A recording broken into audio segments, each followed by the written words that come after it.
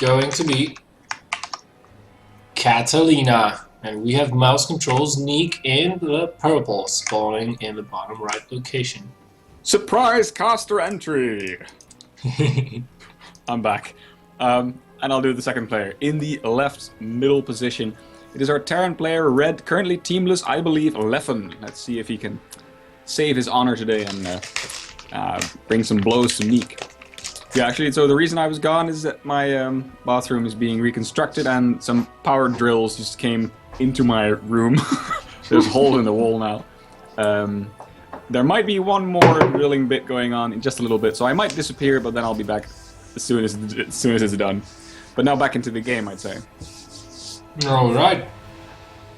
So, as I was saying before, maps like Catalina and Merry-Go-Round are very good for Terran players, and let us just take a look why.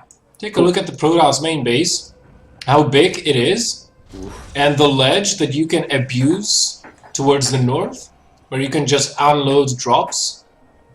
They're very hard to reach via ground because you would have to walk all the way through your natural to your third base to get at that medevac pre-blink, that is.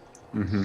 But even then, it's a little bit difficult because the medevac can come from the northeast position, and that's even further away via ground, and you can't blink there. So there's a lot of space you can use as the Terran player to get the drops into the main base. Also, a lot of dead space behind the primary base of the Protoss. The natural, there's a ledge to the left of the natural base which you can abuse, and if there happens to be a base further on towards the west, you can abuse this ledge and jump in between those two bases at will. And you can also combine that with just good old-fashioned ground attacks from the center of the map into this base that is right above the main. And I mean, if you do this aggressively enough and quickly enough, it will make the Protoss's heads spin so much that probably they won't be able to defend on all the fronts. You have to be careful though, not to let all your units die in this process, because you know you kill something, but then you lose all of your units. So what have you really gained? That is generally a very good tip. In StarCraft, make sure not to lose all your units.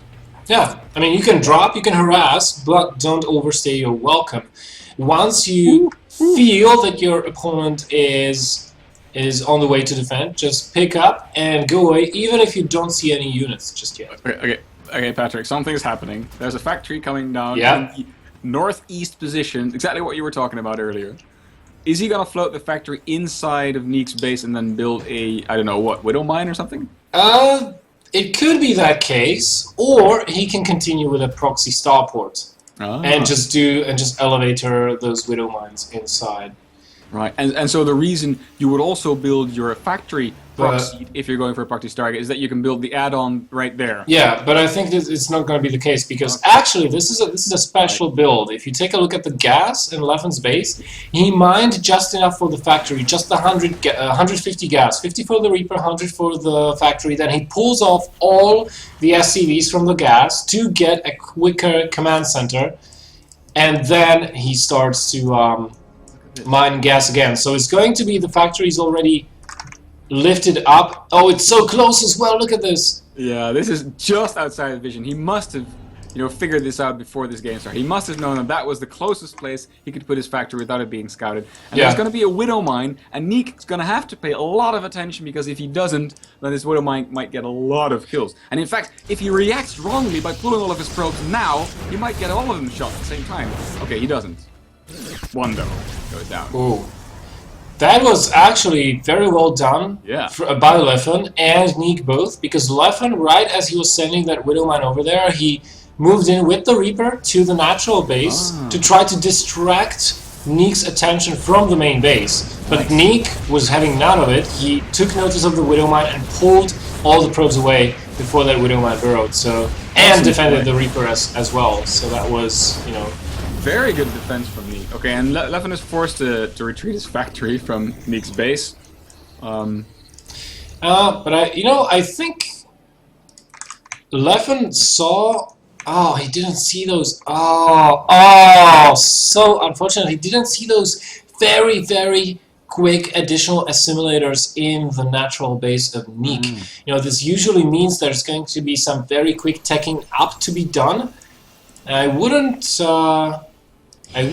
be against quick storm here on this map, but it's going to be quick robo facility instead with the forge as well. Only a single forge, no double forge. So NEEK playing a different style now. Of course, Leffen has to find this out. If he thinks it's a double forge, and he goes double NG bays or a single NG bay and expands overly quickly, which I think he's getting a third command center. He may pay the price for this. All right, we see some cool tactics. NEEK positioned one of his observers over the ramp, so he has vision on top of the ramp, and then he can keep picking off hit points from these Marines. Actually, he killed quite a few so far. It's been up to 5 in total killed this game. That's 6. So yeah, these stalkers are paying for themselves. He has to make sure not to lose them though, and some of them are getting dangerously low on health. Yeah, they are. But you know, 50 energy on the natural command center right now. I think Leffen is going to go for that observer snipe. He might. Oh, yep, there we go. Targets that down. Doesn't get it though. He doesn't. He loses lots more hit points on his Marines in the process. Yeah, that was such a wasted opportunity. Let me tell you. Yeah. Because we have 3 observers in play already. Look at this. The amount of kills on these stalkers. That's 4, 3, and another 7. Wow, so that's 13 kills or 14 kills on these stalkers combined. That is insane. That is absolutely sweet. If I were the Protoss player, I'd be reveling in it.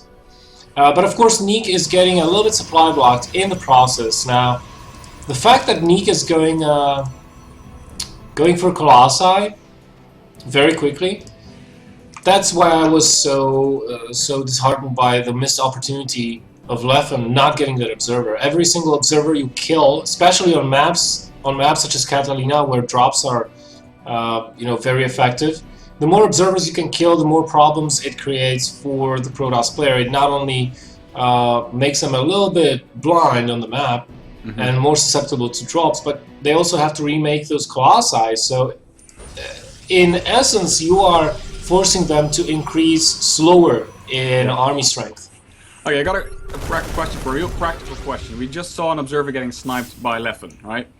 That observer was following that army, and if an observer is following an army, it gets spotted easier because it's moving all the time. But on the other hand, you get to follow the army all the time. So what would you say is the better option? Do you say is this just a micro macro thing? Do you say I just put it on follow, that way I don't have to worry about it, but the chance of it getting picked off is higher? What do you do? I try not to follow the army with the observer, because the Terran player can split the army up and load or move some of the units that I'm not following the observer with, and move them away and prepare an ambush, for example, or a run-by towards my third, and I would not know about that if I'm not watching the minimap intently. I tend to just put the observers on stationary positions on crucial locations on the map. I mean, I don't... And just, in general, try to be more active with them, like control them all the time. If I'm playing defensively, if I'm teching up, I'm not moving my army. So, I have time to move my observer and at least do a little bit of scouting every now and again, check the army size. If suddenly the army is smaller, then I'm like, hey, he's probably going to drop me because there were like 20 more units there. Usually I try to keep a good eye on the medevac count. Yeah, that's a good call. Actually, yeah. So this one observer just spotted a medevac moving out, but the medevac dropped its units in a very pretty line over the middle of the map. Look at that pretty line. Yeah, that may have been a misclick. Yeah, I think it might have been a misclick. Oh, no, units moving up now, spreading out. Look at this. So this is like Leffen's alternative to observers. This is actually smart. He made a line with the units so he can catch probes and intercept them as they're trying to move in and build the pylons. And he does know about this bottom probe as well. There's a Marine who gave his life valiantly for the effort of getting that information. Oh, I love this. A war prism. Going to the main base of the Terran player at the same time, attacking from the bottom with... We have 6 gateways, so actually this army in the bottom is big enough to cause the majority of the forces of Leffen to be defending the third base, but at the same time... Yeah, there is, and he can't if he moves his army away. I mean, you can continue warping in 6 Zods at a time to the main base. At the same time, you can warp in the bottom. I mean, either you're gonna lose your main base infrastructure, economy, what have you, or you're gonna lose the third. Neither is very fine option. Oh, and there's still Zealots in the natural killing SCVs. 27 went down. That's 27. That's an insane number of SCVs to lose. That is a game-changing amount of SCVs there. That's 28, 30 SCVs down. Wow. All right, this has been very effective for NEEK. Yeah, and a little bit of a, you know, he could have taken out the third base as well if he really wanted to. Funny thing is though that Leffen is still ahead in supply and still close in terms of harvest. Yeah, that's a really good point. He's been macroing very well behind this, all things considered. I mean, yeah, definitely. But you know, NEEK is ahead in every other regard. He's got his 3-3 on the way. He's got his Storm on the way. Oops. Those were quite a lot of Vikings going down there. Oh, needs to blink to the top to get those Vikings. Can he do it? Will he do it? Oh, but he's gonna lose his third. And this is exactly the thing. It's so difficult to defend as a Protoss player on this map when Terrans start doing this, and I think NEEK is just going to let it go. This is what we saw exactly. Oh, look at that storm. Oh, that storm, man, just wiped out half of the Marine count, but the Viking count is the important part over here right now.